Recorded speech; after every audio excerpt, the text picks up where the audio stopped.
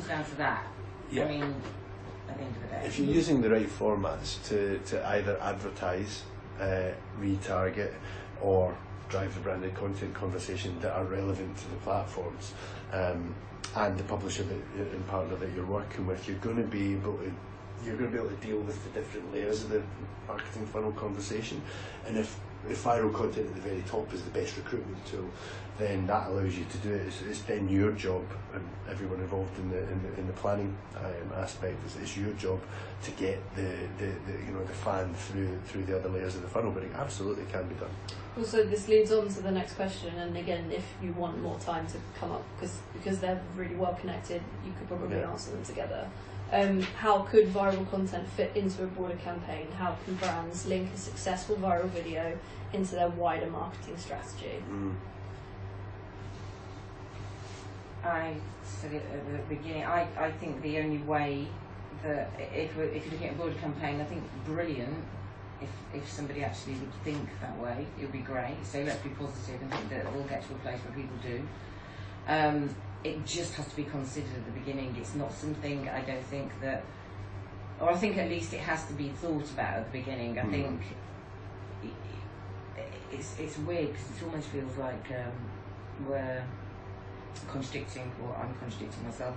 Because although viral works, because it very often works around a particular trend, or that people suddenly jump on it and it actually is very sort of ripe at that time, I think if you're going to do it as part of a campaign, I mean, this is the other thing, if you're talking about an ad campaign or you're just talking about content marketing, so it's again how that's put together needs to be clear. But I think it can be, but I just think it needs to be talked about earlier on. There has to be an appetite earlier on, otherwise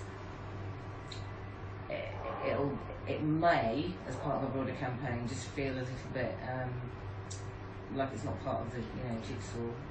It might dilute maybe the message, or it might confuse people, or whatever. Yeah, I think you're right. I think a lot of people think of the sort of social aspect of their broader campaign as an afterthought, and I think it needs to be integral at the start. And one point I'd make is that not every campaign actually is well suited to doing social or to doing viral.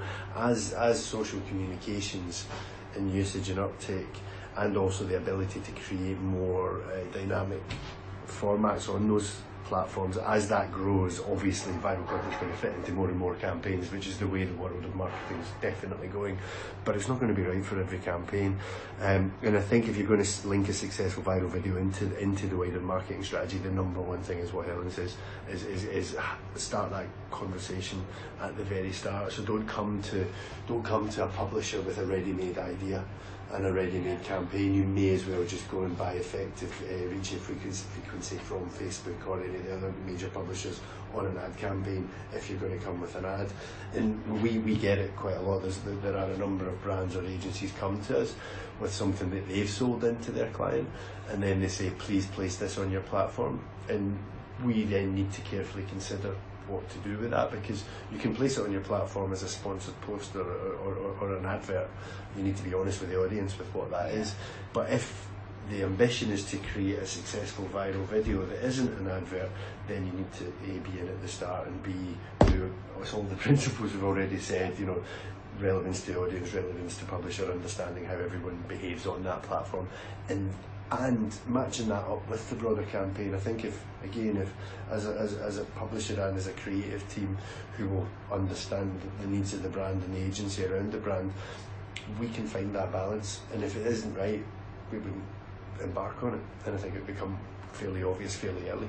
So it goes back to that point about having the conversation right at the start. As well, there has to be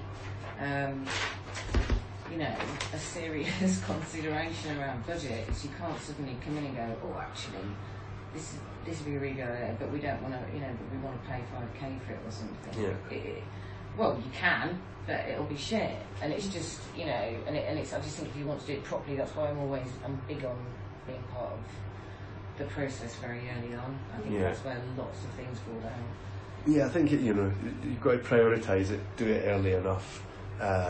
Invest enough finance, exactly, so that when you do come to doing it, that you're not, that they actually go, well, we're serious about this.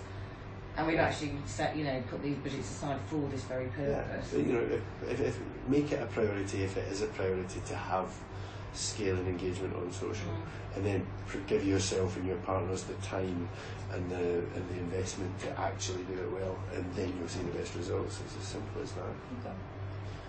The next portion is on platforms. So the first question is, Facebook is the most popular viral content platform by viewership. What makes it so conducive to viral content, and how can brands harness its potential? I mean, you could have a whole paper on... Let's just look at the Facebook's recommended guidelines. I mean, it's obviously Facebook have gone all out to make themselves the world's #1 sharing and discovery platform, and what they're trying to do now is become more premium in a sort of deeper destination for engagement. But by its scale, by its scale alone, it's obviously the biggest. And just by its setup, just by its ecosystem, it's naturally going to be. Yeah, it's set up to do two things: discover and share. And those are and if you create content that feels like it's it's genuinely shareable, it's genuinely something that people are going to want to share, as opposed to you just having to put loads of paid behind it to generate eyeballs and reach, then you're gonna harness the strengths of a platform like Facebook, and also if you're clever about how it's then distributed on that platform, you can unlock the discovery aspect. You can make it more discoverable, and that's a mix of organic reach through, obviously Facebook have now made it more difficult for organic reach to be attained, but organic reach through publishers that you work with effective paid and targeting, to Helen's point about the importance of targeting. If it's targeted really well, you're going to get the discovery piece right, and with those two ingredients, I think that's what makes Facebook such a powerful platform for advertisers. YouTube and Instagram ranked 2nd and 3rd respectively as the most popular viral content platforms by viewership. Does the approach that brands take when creating viral content differ depending on the platform? 100%.